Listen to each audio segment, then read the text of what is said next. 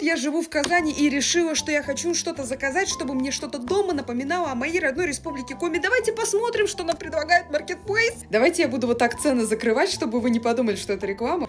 Первый лот. Ну, это сильно. Ну, в принципе, черное на синем нормально. Я помню этот дизайн. Я знаю, где я его видел. Я знаю, где его украли.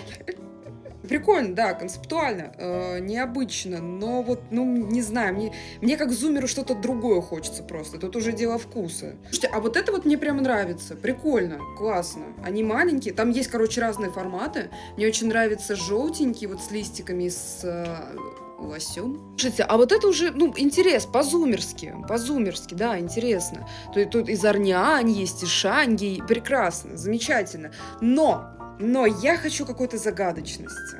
Это тоже, опять же, это вкусовщина, но вот я какой-то вот загадочный, ну, не знаю, какой-то загадки хочу.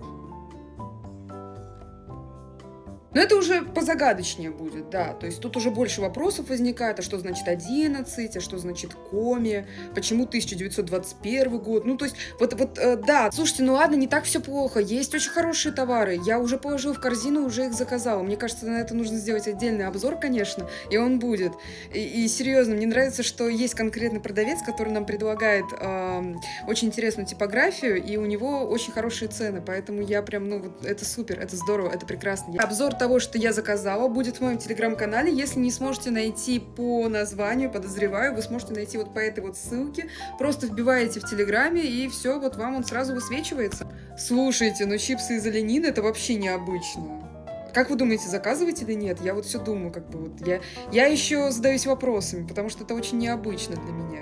Не знаю, кто пробовал, пишите, пожалуйста, в комментариях. Это прям необычно, прикольно. У меня мама засаливала огурцы на листьях смородины черной. Вот, что я могу сказать. А вот смородниковый чай я еще не пила. Друзья, сразу в корзину положила, заказала. Прикольно, очень вкусно, классно. Спасибо большое.